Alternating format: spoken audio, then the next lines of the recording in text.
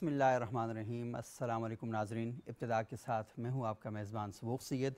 सुबह बख़ैर नाज़रीन, आज हम एक बड़े अहम मौजू पर गुफ्तगू करने जा रहे हैं और वो मौजू है सूरह कौसर। हम सब लोग जब उलमाए किराम दुआ करते हैं, जुम्मे की दुआ हो, किसी ताज़ीद पर दुआ हो, खुशी का मौका हो, गम का मौका हो, तो जब भी हाथ उठाए जाते हैं तो अल्लाह के हुज़ूर दुआ करने वाला ये दुआ ज़रूर करता है कि या इलाह रोज़ हशर हमें बारगाह सैयदुल कौनैन हज़रत मोहम्मद मुस्तफ़ा सल्लल्लाहु अलैहि वसल्लम के हाथों हौज़ कौसर का पानी ज़रूर नसीब करना। तो ये सूरह कौसर है, हौज़ कौसर की हम दुआ करते हैं। तो आज उलमाए किराम से हम ये जानने की कोशिश करेंगे कि सूरह कौसर का शान नुज़ूल क्या है, इसकी फ़ज़ाइल क्या हैं, इसकी सिफ़ात क्या हैं और इस सूरह मुबारका में अल्लाह ताला क्या कहना चाह रहे हैं। हमारे साथ लेकिन पाकिस्तान के बड़े नामवर और जय्यद उलमाए किराम का एक पैनल मौजूद है। हमारे साथ मौजूद हैं अल्लामा साहिबज़ादा क़ाज़ी किफ़ायतुल्लाह साहब, क़ुरआन एकेडमी जामिया सईदिया के मोहतमिम हैं और इनकी क़ुरआन का ख़ुलासा और तफ़सीर पर मुश्तमिल एक किताब है कंज़ुल क़ुरआन। इसके अलावा इन्होंने अमन व अमान के हवाले से बहुत ज़बरदस्त काम किए हैं और पंजाब गवर्नमेंट ने इन्हें अमन अवार्ड भी दिए हैं। बहुत शुक्रिया अल्लामा साहब, आप यहाँ तशरीफ़ लाए। हमारे साथ दूसरे इंतहाई मुअज़्ज़ज़ मेहमान हैं, कई किताबों के मुसन्निफ़ हैं, फैसल मस्जिद इस्लामाबाद के इमाम और ख़तीब हैं, दावा एकेडमी बैनुल-अक़वामी इस्लामी यूनिवर्सिटी इस्लामाबाद में प्रोफ़ेसर हैं जनाब प्रोफ़ेसर डॉक्टर ताहिर सिद्दीक़ साहब। बहुत शुक्रिया प्रोफ़ेसर साहब, आप यहाँ तशरीफ़ लाए। हमारे साथ तीसरे इंतहाई मुअज़्ज़ज़ मेहमान हैं जनाब डॉक्टर अब्दुल्ला साहब, अल्लामा इक़बाल ओपन यूनिवर्सिटी में दर्स व तदरीस के शोबे से मुंसलिक हैं। इनका जो बुनियादी मौजू है वो कॉन्फ्लिक्ट के हवाले से है कि कैसे तसादम पैदा होता है माशरों में, उसको हल करने के लिए क्या क्या तरीक़ाकार इख्तियार करने चाहिए। दीनी तालीमात जो कॉन्फ्लिक्ट है उसे हल करने के बारे में क्या तालीमात फ़राहम करती हैं। बहुत बहुत शुक्रिया डॉक्टर अब्दुल्ला साहब, आप यहाँ तशरीफ़ लाए। और हमारे साथ मौजूद हैं हाफ़िज़ दानियाल खालिद साहब। बहुत ज़बरदस्त अल्लाह ताला ने इनको आवाज़ अता की है और ये हम्द बारी ताला पढ़ते हैं, नात रसूल मक़बूल सल्लल्लाहु अलैहि वसल्लम पढ़ते हैं और ये सिलसिला जो हस्सान बिन साबित ने शुरू किया था उस सिलसिले के एक आदमी। तो बहुत शुक्रिया हाफ़िज़ दानियाल खालिद साहब, आप यहाँ तशरीफ़ लाए। अल्लामा साहब, मैं गुफ्तगू का आगाज़ आपसे करना चाहूँगा। सूरह कौसर क्या तसव्वुरात हैं इसके और क्या शान नुज़ूल है? बंदा मोमिन जब सूरह कौसर की तिलावत पढ़ता है तो ज़हन के अंदर जो चीज़ें पैदा होती हैं वो क्या हैं? नहमदुहु व नुसल्ली व नुसल्लिमु अला रसूलिहिल करीम अम्मा बादु फ़अऊज़ु बिल्लाहि मिनश शैतानिर रजीम बिस्मिल्लाहिर्रहमानिर्रहीम इन्ना अअतैनाकल कौसर फसल्लि लिरब्बिका वन्हर इन्ना शानिअका हुवल अबतर। अल्लाहुम्मा सल्लि अला मुहम्मदिन व अला आलि मुहम्मदिन कमा सल्लैता अला इब्राहीम व अला आलि इब्राहीम इन्नका हमीदुम मजीद। अल्लाहुम्मा बारिक अला मुहम्मदिन व अला आलि मुहम्मदिन कमा बारकता अला इब्राहीम व अला आलि इब्राहीम इन्नका हमीदुम मजीद। जनाब शाह साहब, मैं आपका शुक्रिया अदा करता हूँ कि आपने आपका शुक्रिया जी, कुरान आप तशरीफ़ लाए। हकीम की एक सूरह मुबारका की तशरीह के लिए और इसके बारे में कुछ मारूज़ात अर्ज़ करने के लिए मुझे दावत दी है। अल्लाह ताला मेरा और आपका मिल बैठना अपनी बारगाह में कबूल फ़रमाएँ आमीन और अल्लाह हम सब की गुफ्तगू को इबादत के अंदर तब्दील करें। आमीन आमीन। कुरान हकीम की अल्फाज के एतबार से, आयात के एतबार से ये सबसे छोटी सूरह मुबारका है जिसकी सिर्फ़ 3 आयात हैं। सही। और अक्सर मुसलमानों को ये याद है और अगर किसी मुसलमान को याद न भी हो तो मेरा ये गुमान है कि 2-3 दफ़ा उसके सामने पढ़ी जाए उसको और याद हो उसकी जाएगी। तवज्जो हो तो वो याद हो जाती है। बेशक बहुत बेशक। मुख्तसर सूरह मुबारका है लेकिन मज़ामीन के एतबार से, जामइयत के एतबार से इसके अंदर अल्लाह ने बहुत कुछ बयान फरमाया है। वाह। इतना बयान किया है कि अगर घंटों भी बयान किया जाए तो वो वक्त ख़त्म हो जाएगा, इसके मज़ामीन ख़त्म नहीं होंगे। बेशक कुरान हकीम एक समंदर है और आप जानते हैं अक्सर आपकी गुफ्तगू से ये पता चलता है कि आपकी दावत इस बात की तरफ है कि लोग कुरान हकीम को समझें। बेशक बेशक। अक्सर उलमाए किराम बयान करते हैं कि कुरान करीम की तिलावत की जाए बड़ा सवाब है और हकीकत में सवाब भी है। अल्लाह के पाक पैगंबर ने भी इरशाद फरमाया کوئی بندہ قرآن کریم کی تلاوت کرتا ہے تو ایک حرف پر اللہ 10 نیکیاں عطا کرتے ہیں. بے شک. لیکن میرا یہ گمان ہے اور علماء کرام اس پر متفق ہیں کہ اگر کوئی بندہ قرآن حکیم کے ایک حرف کو سمجھتا ہے تو اللہ اسے 70 نیکیاں عطا کرتے ہیں. واہ. بہت اس کے فضائل بھی ہیں اور مضامین بھی ہیں اس کے اندر. ایک سوال پیدا ہوتا ہے شاہ صاحب کہ ایک انگریز ہے، غیر مسلم ہے، آپ اسے قرآن حکیم کا ایک نسخہ دیتے ہیں. اکثر ایسے ہوا ہے، اس نے قرآن حکیم کو پڑھا، وہ مسلمان ہو گیا الحمدللہ. اور ایسے کیوں نہیں ہوتا کہ ہمارے بہت سے مسلمان قرآن حکیم کو پڑھتے ہیں، ایک غیر مسلم قرآن حکیم کو پڑھتا ہے، وہ کفر کو چھوڑ دیتا ہے. میں قرآن حکیم کو پڑھتا ہوں، میں جھوٹ کو بھی نہیں چھوڑتا، میں کسی گناہ کو بھی نہیں چھوڑتا، میں حتیٰ کہ غیبت کو نہیں چھوڑتا. اس کی وجہ کیا ہے؟ اس کے پیچھے وہی الفاظ ادا کرنے چاہیے جو آپ کا مدعا ہے کہ ہم قرآن حکیم کو سمجھتے نہیں. مسلمانوں کی اکثریت قرآن حکیم کو فضائل کے اعتبار سے، ثواب کے حصول کے اعتبار سے پڑھتی ہے، یا مردے بخشوانے کے لیے ہم قرآن کریم کو پڑھتے ہیں. سمجھنے کی کبھی ہم نے کوشش ہی نہیں کی. اور ایک غیر مسلم کو جب یہ کتاب دی جائے تو وہ اسے ہولی بک قرار دے کر پڑھتا ہے کہ اس کے اندر اللہ نے کیا لکھا ہے. صحیح. اور سب سے بڑی بات یہ ہے کہ جب ہم قرآن کریم کے اندر اس بات کی طرف دھیان کریں گے کہ اس میں اللہ کا پیغام کیا ہے، سمجھنے کی کوشش کریں گے تو اللہ ایمان بھی عطا کریں گے اور عمل کی بھی اللہ توفیق عطا فرمائیں گے. صحیح. قرآن حکیم کے اس سورہ مبارکہ کے شان نزول کے اعتبار سے سرور کائنات امام الانبیاء جناب محمد الرسول اللہ کو اللہ کریم نے جو اولاد عطا فرمائی، 4 صاحبزادیاں، 3 صاحبزادے عطا فرمائے. مکہ مکرمہ کے اندر حضور علیہ الصلوۃ والسلام کے 2 فرزندان جب ان کا انتقال ہو گیا، حضرت قاسم اور حضرت عبداللہ، جنہیں طیب اور طاہر کے القاب سے بھی یاد کیا جاتا ہے، تو بہت سے ذلیل قسم کے مشرکین نے مکہ مکرمہ کے اندر ایک پروپیگنڈا کیا کہ ہم ان کو مٹانے کے چکروں کے اندر تھے، اور کوئی بندہ بھی کوئی کام لے کر اٹھتا ہے تو اس کی آنے والی نسل اسے چلاتی ہے. لیکن یہاں تو کام آسان ہو گیا کہ ان کی نسل ہی باقی نہیں رہی، اور معاذ اللہ رسول اللہ کو طعنے دیے گئے کہ آپ تو ابتر ہو گئے، آپ کی نسل ہی ختم ہو رہی ہے، آپ کا کام بھی ختم ہو جائے گا. تو اس کے جواب کے اندر اللہ کریم نے سورہ مبارکہ کو اتارا اور 3 آیات نازل فرمائیں. حضرت شاہ صاحب آپ توجہ فرمائیں گے کہ آپ کی وجہ سے انشاءاللہ جتنے بھی ہمارے سامعین اور ناظرین وہ توجہ کریں گے تو اللہ کریم نے ان 3 آیات کے اندر 3 مضامین بیان فرمائے. صحیح. پہلی آیت کریمہ کے اندر اللہ نے محمد مصطفیٰ صلی اللہ علیہ وسلم کے مقام کو بیان کیا ہے. واہ. دوسری آیت کریمہ کے اندر اللہ کریم نے محمد الرسول اللہ صلی اللہ علیہ وسلم کے پروگرام کو بیان فرمایا. اور تیسری آیت کریمہ کے اندر اللہ کریم نے محمد مصطفیٰ کے دشمن کے انجام کو بیان کیا ہے. بہت خوب، ماشاءاللہ. کہ دشمن مصطفیٰ کا انجام کیا ہوتا ہے. اور اس کا شان نزول تو یہ ہوا. اور اللہ کریم نے آغاز فرمایا اِنَّا أَعْطَيْنَاكَ الْكَوْثَرَ. شاہ صاحب آپ قرآن حکیم کے طالب علم ہیں اور میں سمجھتا ہوں کہ اللہ نے آپ کو کافی عبور عطا فرمایا ہے. آپ دن رات قرآن حکیم کو پڑھتے ہیں، سمجھتے ہیں، سمجھاتے ہیں. قرآن کریم میں دیگر انبیاء کرام کو اللہ نے جب دینے کا تذکرہ کیا تو وہاں پر ان الفاظ کا استعمال نہیں ہوا. صحیح. وہاں اللہ نے آتینا کا لفظ استعمال کیا.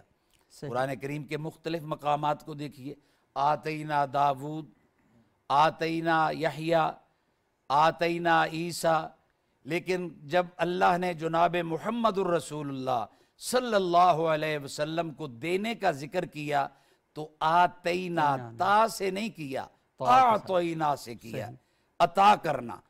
اور اس کے اندر اللہ کریم نے یہ ارشاد فرمایا، ایک تو اس کے اندر مقام مصطفیٰ ہے کہ دیکھیے آپ دیتے تو ہر ایک کو ہے، اللہ ہر ایک کو دینے والا ہے، ساری کائنات اللہ سے لینے والی ہے، اللہ ہر ایک کو دینے والا ہے.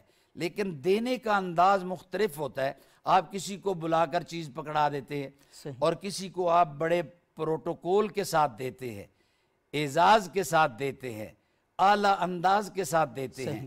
یہاں پر اللہ کریم نے یہی اختیار کیا. دیگر انبیاء بھی معزز ہیں، محترم ہیں، یوں تو سارے نبی محترم ہیں مگر سرور انبیاء تیری کیا بات ہے.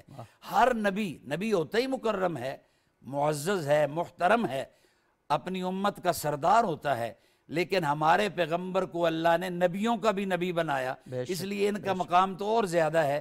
تو دیگر انبیاء کو اللہ نے دیا آتینا سے، امام الانبیاء کو آتینا سے دیا.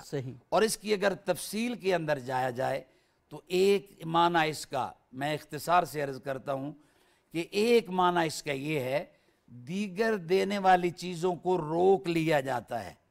میں نے کوئی چیز مانگی، مجھے دے دی گئی، اس کے بعد ہاتھ پیچھے کر لیا گیا. لیکن آتینا کا ایک معنی جو مجھے بڑا پسند آیا وہ یہ ہے کہ جب اللہ نے دینے کا سلسلہ شروع کیا تو آتینا کا فرمایا میں تمہیں اتنا عطا کروں گا، وَلَسَوْفَ يُعْتِيكَ رَبُّكَ فَتَرْضَىٰ، جب تک آپ خود یہ نہیں کہیں گے اللہ بس کر، میں اللہ عطا ہی کرتا رہوں گا. یہ ہے آتینا، اس کا معنی ایک پروٹوکول کے ساتھ، عزت کے ساتھ، اور ایک تسلسل کے ساتھ عطا کرنا کہ اس عطا کرنے کے اندر تعطل پیدا نہ ہو، اسے ملتوی نہ کیا جائے، اس کے اندر چھٹی نہ کی جائے، ناغہ نہ کیا جائے. تسلسل کے ساتھ جو چیز عطا کی جا رہی ہو اسے آتینا کہا جاتا ہے. ماشاءاللہ ماشاءاللہ، بہت خوب بہت خوب. اسی طرح پورے قرآن کریم کی اگلی آیات بھی اسی طرح سمندر ہیں، اس میں اللہ نے امام الانبیاء جناب محمد رسول اللہ کے مقام کے علاوہ پروگرام کو بیان کیا. یہ بڑی اہم بات آپ کر رہے ہیں علامہ صاحب کہ مجھے بڑے تفسیر کا یہ پہلو سن کرنا کہ کس طریقے سے کہ اللہ نے باقی انبیاء کو دیا تو کہا دیا، اور یہاں پر کہ ہم نے عطا کیا آپ کو، اور اتنا عطا کیا کہ وَلَسَوْفَ يُعْتِيكَ رَبُّكَ فَتَرْضَىٰ، عطا کا سلسلہ جاری ہے. بالکل ہاں، وہ سلسلہ جاری ہے. اور ہم یہ دیکھ رہے ہیں نا کہ آیہ کریمہ میں جیسے آپ نے کہا کہ یہ کہا گیا ہے کہ اللہ کے رسول صلی اللہ علیہ وسلم کے صاحبزادگان کا جب انتقال ہوا تو مشرکین مکہ نے یہ سمجھا کہ ان کی نسل ختم ہو رہی ہے. ان کو پتہ ہی نہیں تھا کہ معاملہ نسل کا تو ہے ہی نہیں ہے، معاملہ تو اصل میں فکر کا ہے. تو فکر مصطفیٰ کے چراغ ابھی تک پوری دنیا کو پوری روشن کر رہے ہیں، اور تا قیام قیامت انشاءاللہ یہ کرتے رہیں گے. اچھا پروفیسر ڈاکٹر طاہر صدیق صاحب، بہت ہی خوبصورت آغاز کیا علامہ صاحب نے سورہ کوثر کا. یہ جو مشن مصطفیٰ ہے کہ جس میں آپ نے کہا نا کہ سب سے پہلے تو یہ بیان کیا گیا کہ اللہ کو عطا کیا کیا، وہ کیا فَصَلِّ لِرَبِّكَ وَانْحَرْ. اور ہم یہ دیکھتے ہیں کہ دوسری جگہ کہ بندہ مومن کے لیے بھی یہ کہا گیا کہ جب وہ نماز کے لیے کھڑا ہو تو وہ یہ کہے گا کہ اس کی زندگی کا مدعا اور مقصد یہ ہے کہ اِنَّ صَلَاتِي وَنُسُكِي وَمَحْيَايَ وَمَمَاتِي لِلَّهِ رَبِّ الْعَالَمِينَ، کہ میری جو زندگی ہے، میری جو موت ہے، میری قربانی ہے، میری نماز جو ہے، یہ صرف اور صرف خالص حصول رضائے رب العالمین کے لیے ہے، اس کے علاوہ کچھ نہیں. تو تھوڑا سا یہ بتائیں جو مشن مصطفیٰ اگلی آیہ کریمہ میں بیان کیا جاتا ہے یہ کیا ہے؟ بسم اللہ الرحمن الرحیم. الحمدللہ رب العالمین، والصلاة والسلام علی اشرف الانبیاء والمرسلین وعلی آلہ وصحبہ اجمعین. انتہائی محترم جناب سبق سید صاحب، آپ کا اور آپ کے ذریعے پی ٹی وی کی پوری انتظامیہ کا بہت شکریہ. آپ کا شکریہ کہ جنہوں نے اس مبارک موضوع پر لب کشائی کے لیے ہمیں یہاں پہ مدعو کیا، اور ہماری یہ کوشش ہوگی کہ اچھے سے اچھے انداز میں قرآن کریم کی اس خدمت کو آپ کے چینل کے ذریعے ہزاروں لاکھوں لوگوں تک پہنچایا جا سکے. بے شک.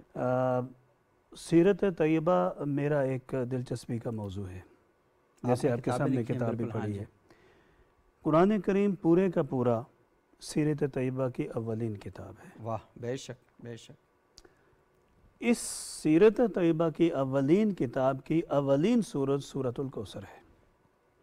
سیرت طیبہ کا آغاز یوں سمجھے کہ سورۃ الکوثر سے ہو رہا ہے.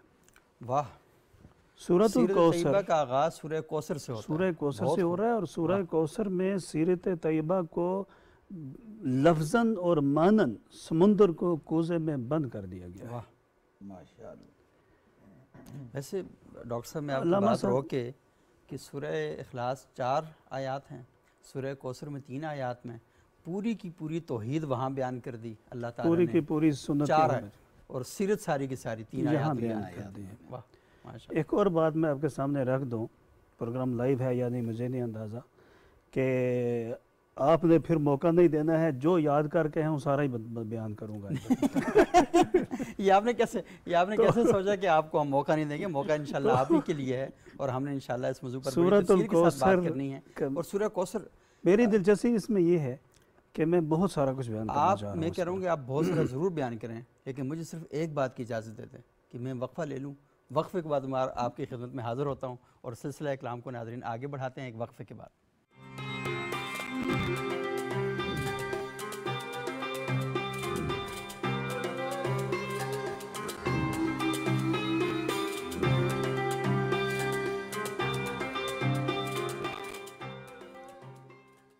ناظرین، وقفے سے پہلے گفتگو کر رہے تھے پروفیسر ڈاکٹر طاہر صدیق صاحب، اور انہوں نے گفتگو کے لیے اپنے پر جو تھے وہ سامنے لائے تھے، تو اب آپ کھل کے بات کر سکتے ہیں، بسم اللہ کیجیے۔ اچھا، بہتر یہ ہے کہ اختصار سے ہی بات کی جائے۔ جی جی، آپ نے سورۃ الکوثر کی دوسری آیت کے بارے میں پوچھا ہے کہ مشن رسول، صحیح، تھوڑا سا ٹچ اگر پچھلی آیت کو دیا جی جائے، علامہ صاحب نے عطا کا مفہوم بیان کیا ہے، عطا رب جلیل۔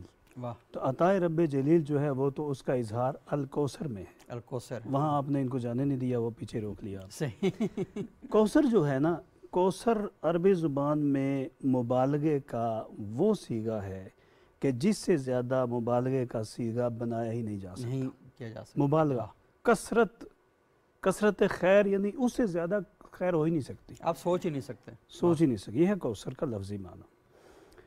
سورہ کے شان نزول حضور صلی اللہ علیہ وسلم کے صلی اللہ علیہ وسلم، نسب کے ختم ہونے کا وہ لوگ خوشیاں منا رہے تھے۔ ایک طرف نبی کریم صلی اللہ علیہ وسلم کا صاحبزادہ فوت ہوتا ہے، چھوٹا بچہ، اس باپ پہ کیا گزر رہی ہے اس وقت جب فوتگی ہو۔ دوسری طرف ابو جہل جا کے عقبہ کو، ولید کو، فلاں کو خوشخبری سناتا ہے، او بے اولاد رہ گیا، ختم ہو گیا، اس کے پاس کچھ نہیں ہے، یہ ابتر ہے۔ ابتر کا لفظ عربی زبان میں استعمال ہوتا ہے جڑ کٹے کے لیے، ایسا پودا جس کی جڑ کٹ جائے، اوپر سے پودا سوکھ جائے گا، نیچے اور پودا نہیں آئے گا۔ تو خیر اس کے 20 مفاہیم علماء نے بیان کیے ہیں۔ مختصر یہ کہ اب یہ شخص بے اولاد رہے گا، نسل نہیں چلے گی، اس کے نام لیوا کوئی نہیں ہوں گے، کچھ عرصہ صبر کر جائیں، یہ جو کچھ ہمارے معبودوں کو گالیاں دیتا ہے نا، یہ ختم ہو جائے گا اور اس سے جان چھوٹ جائے گی۔ یہ خوشخبری تھی، جس خوشخبری کے جواب میں باری تعالیٰ نے سورۃ الکوثر نازل فرمائی۔ صحیح، پہلی بات یہ فرمائی کہ کثرت، دوسری بات احادیث میں جو آتی ہے حوض کوثر، جیسے آپ نے پہلے ذکر کیا، حوض کوثر جو ہے نا، یہ ایسا حوض ہے جس کی لمبائی کم و بیش اسرائیل سے لے کے یمن تک ہے۔ تفسیر میں جو آتا ہے اسرائیل سے لے کے، فلسطین سے لے کے یمن تک، اس کی چوڑائی جو ہے وہ بھی اتنی ہی ہے، یہ ایک سمندر قسم کی چیز ہے۔ اس کا پانی ہوگا شہد سے میٹھا، برف یا دودھ سے سفید، اور ذائقے میں، خوشبو میں مشک اور عنبر کی طرح، یہ اس کا پانی ہوگا۔ اور جو شخص اس سے پانی پیے گا وہ کبھی اس کو پیاس نہیں لگے گی، جو اس سے محروم ہو گیا اس کی پیاس کبھی بجھے گی نہیں۔ یہ خیر اللہ نے قیامت کو اللہ نے عطا فرمائی حضور کو۔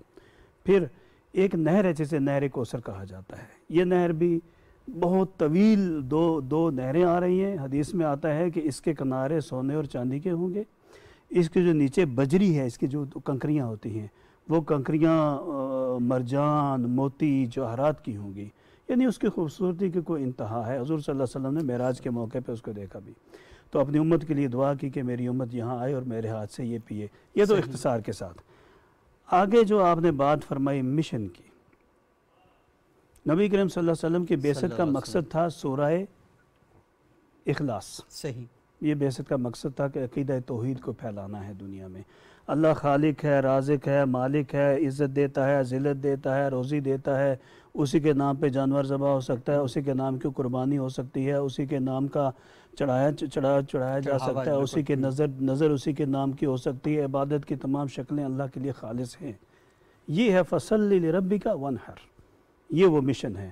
اور قریش مکہ چونکہ شرک میں مبتلا تھے، اولین مخاطب بھی تھے، اس لیے فرمایا کہ نماز پڑھو اور قربانی دو۔ نماز کا مطلب یہ ہے کہ اللہ کے لیے اپنے آپ کو خالص کر لو، اللہ کے آگے جھک جاؤ، اللہ کے آگے سجدہ ریز ہو جاؤ، خانہ کعبہ کو اپنا مرکز بنا لو، اور اللہ کی یاد جب آئے تو اس یاد کو اس انداز سے یاد کرو۔ صلاۃ صلہ سے بنا ہے، اور صلہ کا مطلب ہوتا ہے تعلق، صلہ رحمی جسے کہتے ہیں۔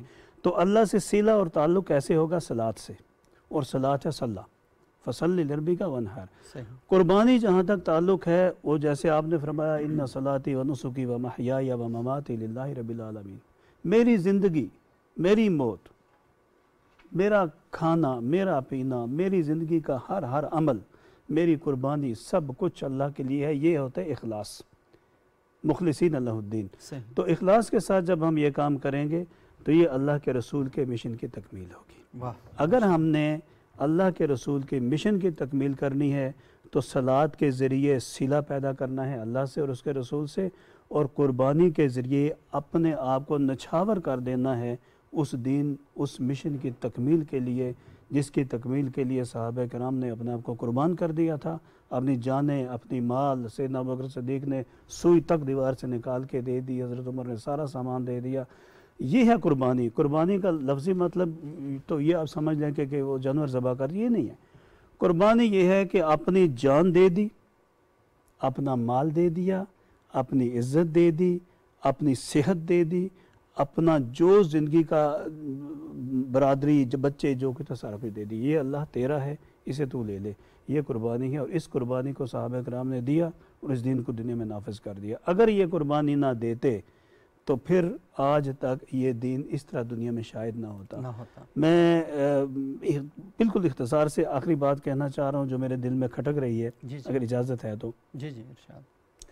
وہ یہ ہے کہ قریش عرب نے حضور صلی اللہ علیہ وسلم کے بے اولاد ہونے کا طعنہ دے کر، ابتر کا لفظ استعمال کر کے حضور صلی اللہ علیہ وسلم کو کے سلسلہ نسب کو آگے نہ چلنے کے بارے میں ایک خوش فہمی ان کے اندر آ گئی کہ یہ نہ دین رہے گا، نہ یہ بندہ رہے گا، نہ اس کا خاندان رہے گا۔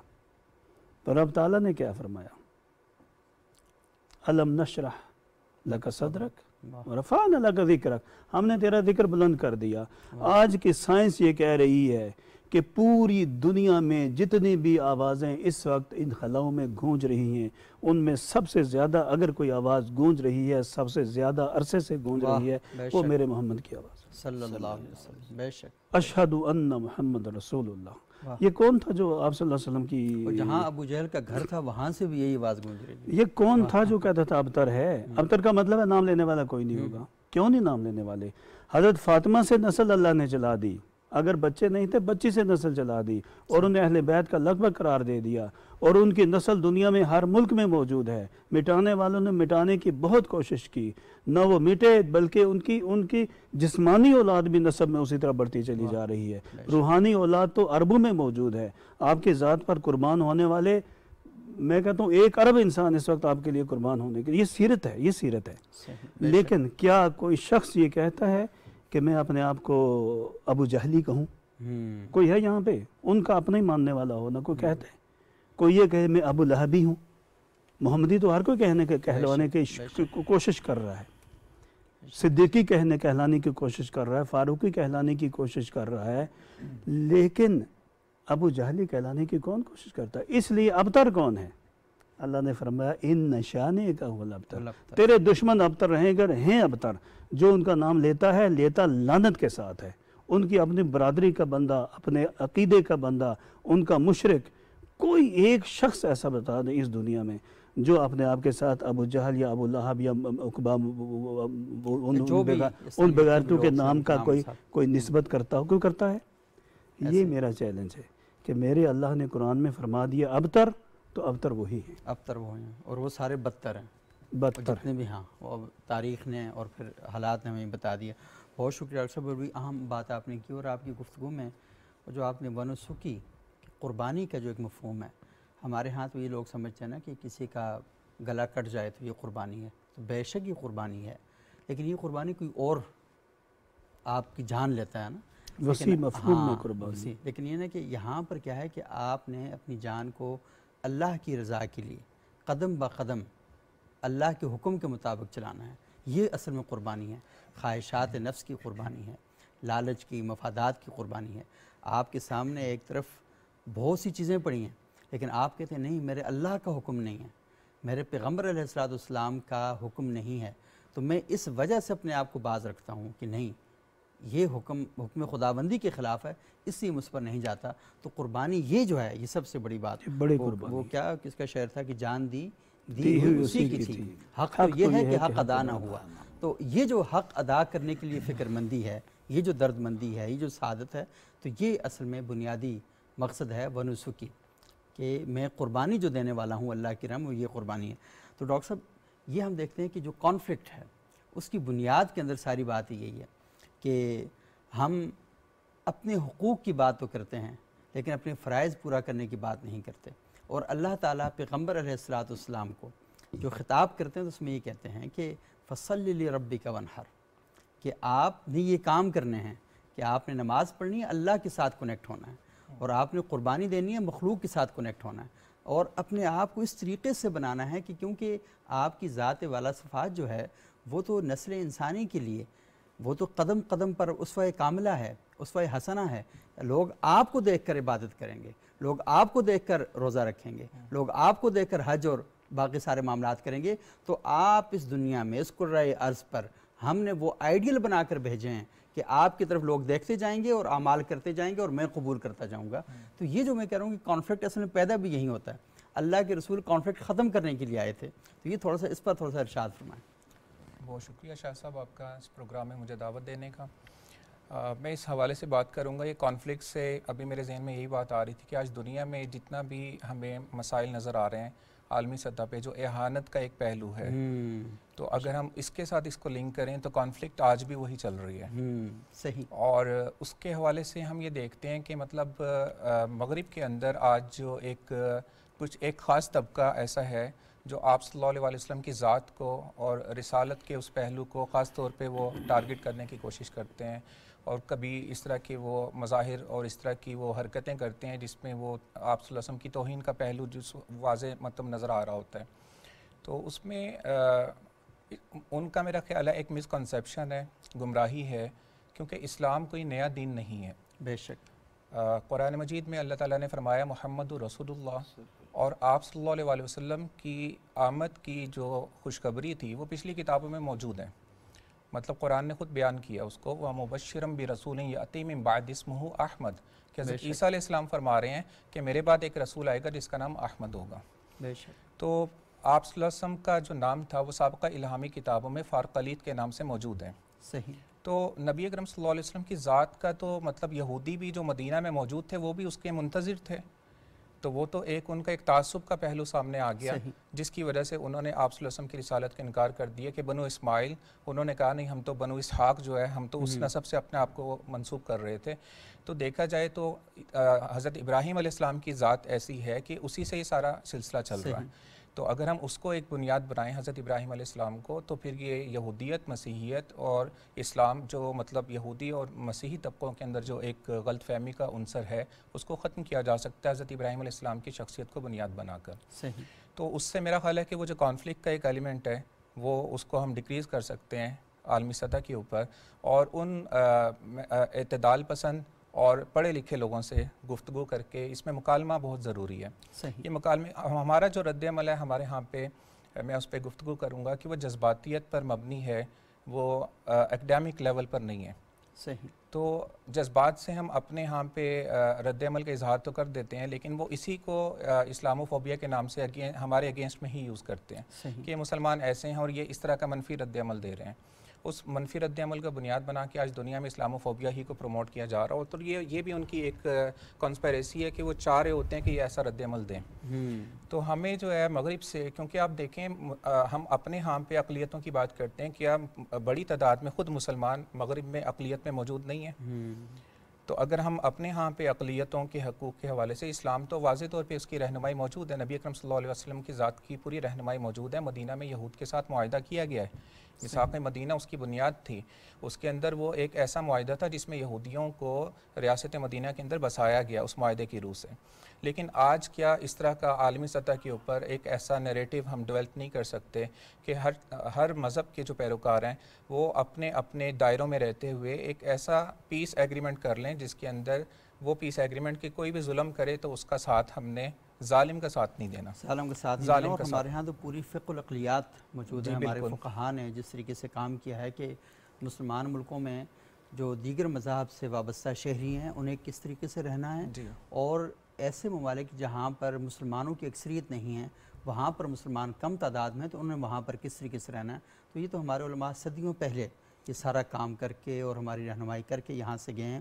اور بہت ہی امپورٹنٹ بات آپ کر رہے ہیں کہ جو کانفلکٹ ہے یہ اصل میں مجھے تو بالکل آپ نے بڑی خوبصورت بات کہی کہ رسول اللہ صلی اللہ علیہ وسلم کے دور میں انہوں نے اس وقت یہی کہا تھا نا کہ ان شان کا ہوا الابتر، تمہارا نام و نشان ختم ہو جائے گا، کوئی لینے والا نہیں ہوگا. لیکن آج بھی ہم دیکھ رہے ہیں کہ مغرب میں اور ان ممالک میں، امریکہ میں، برطانیہ میں، جو شخص بھی اللہ کے رسول صلی اللہ علیہ وسلم کی توہین کرنے کی کوشش کرتا ہے تو ہمیں ایٹ دا اینڈ جو نظر آتا ہے وہ کیا نظر آتا ہے؟ ایک تو یہ ہے کہ اس کے ہر واقعے کے بعد قرآن کی ڈیمانڈ زیادہ ہو جاتی ہے، ہر واقعے کے بعد کتابیں زیادہ شائع ہونا شروع ہو جاتی ہیں، ہر واقعے کے بعد اللہ کے رسول کی سیرت زیادہ پڑھنے کا سلسلہ شروع ہو جاتا ہے. اور کئی مواقع پر ایسا آیا کہ جس نے توہین کی وہ خود اسلام کا سب سے بڑا مبلغ بن کے ہمارے سامنے آ گیا. تو میرا خیال یہ ہے کہ ہمیں جو لوگوں تک بات پہنچانی ہے وہ بات یہ آپ نے بڑا اچھا کہا کہ اشتعال اس طریقے سے دلایا جاتا ہے کہ دنیا کو خوفزدہ کیا جائے مسلمانوں سے، قرآن کی اور اسلام کی تعلیمات سے خوفزدہ کیا جائے. تو یہ ہمارے علماء کی، ممبر و محراب کی، میڈیا کی، اسکول، کالج، یونیورسٹی اور مدرسے کی ذمہ داری ہے کہ وہ احتجاج کا وہ طریقہ لوگوں کو بتائیں، کیوں جذبات تو سب کے ہیں. ہمارے لیے اللہ کے رسول صلی اللہ علیہ وسلم سے بڑھ کر اور کوئی ذات ہے ہی نہیں ہے. وہ کہتے ہیں نا کہ وہ جو مولانا ظفر علی خان صاحب کے اشعار تھے کہ نماز اچھی، روزہ اچھا، حج اچھا، زکوٰۃ اچھی، مگر میں باوجود اس کے مسلمان ہو نہیں سکتا، نہ جب تک کٹ مروں میں کھا جائے یثرب کی عزت پر، خدا شاہد ہے کہ کامل میرا ایمان ہو نہیں سکتا. تو ہمارا تو ایمان کامل نہیں ہو سکتا، لیکن ہمیں یہ بتانا ہے کہ ہم نے لوگوں کو ہر صورت میں اس راہ پر چلانا ہے کہ رد عمل جو ہے وہ اللہ کے رسول صلی اللہ علیہ وسلم سے سیکھنا ہے کہ اللہ کے رسول صلی اللہ علیہ وسلم، کیونکہ جب اسوہ حسنہ ہے تو ہم نے دیکھنا ہے کہ اللہ کے رسول نے رد عمل کس طریقے سے دیا، تو ہم انہی نقش پا پہ چلتے ہوئے یہ ساری چیزیں کریں گے. بہت شکریہ آپ کا جناب علامہ صاحبزادہ قاضی کفایت اللہ صاحب، پروفیسر ڈاکٹر طاہر صدیق صاحب، پروفیسر ڈاکٹر فاروق عبداللہ صاحب. آپ تینوں حضرات نے بہت خوبصورت اور بڑی معلومات افزا گفتگو کی. ہمارے ساتھ موجود ہیں حافظ دانیال خالد صاحب، اور یہ بارگاہ رسالت مآب صلی اللہ علیہ وسلم میں ہدیہ نعت پیش کریں گے. اور ناظرین ان کی نعت کے ساتھ ہی ہمارا آج کا پروگرام ختم ہوا چاہے گا. کوشش کیجئے کہ جن موضوعات پر ہماری گفتگو ہوتی ہے، یہ گفتگو کرنے کا جو بنیادی مقصد ہے وہ یہ ہے کہ یہ اصل میں ایک ابتدا ہے. ہم یہ چاہتے ہیں کہ اس فورم کے ذریعے آپ متوجہ ہوں اور پھر خود پڑھنے کی کوشش کریں، علماء کرام کے ساتھ بیٹھیں، کتابوں کا مطالعہ کریں اور اپنی زندگی کو خوبصورت بنانا ہے، اپنے معاشروں کو خوبصورت بنانا ہے، بہتر بنانا ہے. تو پھر ہاتھ پہ ہاتھ دھرنے سے معاملات حل نہیں ہوں گے. آپ کو مکالمہ کرنا ہوگا، بات چیت کرنی ہوگی اور اعمال کے ذریعے معاشرے کو خوبصورت بنانا ہوگا. یہاں پر کسی اور نے آ کر نہ سوسائٹی کو ٹھیک کرنا ہے نہ آپ کو ٹھیک کرنا ہے. ٹھیک آپ اسی وقت ہوں گے جب آپ خود اس بات کا تہیہ کریں گے کہ ہم نے ٹھیک ہونا ہے. اور قرآن بھی یہی کہتا ہے ان اللہ لا یغیر ما بقوم حتی یغیروا ما بانفسہم، کہ اللہ تعالیٰ اس وقت آپ کی حالت کو بدلے گا جب آپ خود انیشیٹو لیں گے، آپ بنیادی کام کریں گے تو اللہ تعالیٰ آپ پر اپنی رحمت کو لے کے آگے چلے گا. نعت سنتے ہیں. میری طرف سے اجازت، انشاءاللہ اگلے پروگرام میں دوبارہ ملاقات ہوگی. جی دانیال صاحب. درود الشریف. اللہم صلی علی سیدنا حضور آئے سما کتنا سہانا ہے، واہ ماشاءاللہ ماشاءاللہ، نرالا ہے بفیضان کرم ان کے اجالا ہی اجالا ہے. واہ ماشاءاللہ ماشاءاللہ.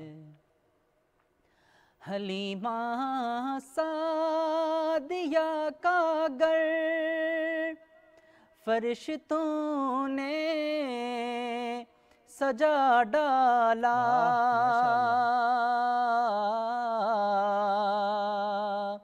حلیمہ سعدیہ کا گر فرشتوں نے سجا ڈالا کہ اس گھر میں انوکھا ایک مہمان آنے والا ہے۔ حضور آئے سما کتنا سہانا ہے، نرالا ہے۔ اور نبی کے نام کی عظمت یہاں بھی ہے وہاں بھی ہے۔ نبی کے نام کی عظمت یہاں بھی ہے وہاں بھی ہے۔ ادھر جنت کی کنجی ہے، ادھر دوزخ کا تالا ہے۔ بفیضان کرم ان کے اجالا ہی اجالا ہے۔ حضور آئے سما کتنا سہانا ہے، نرالا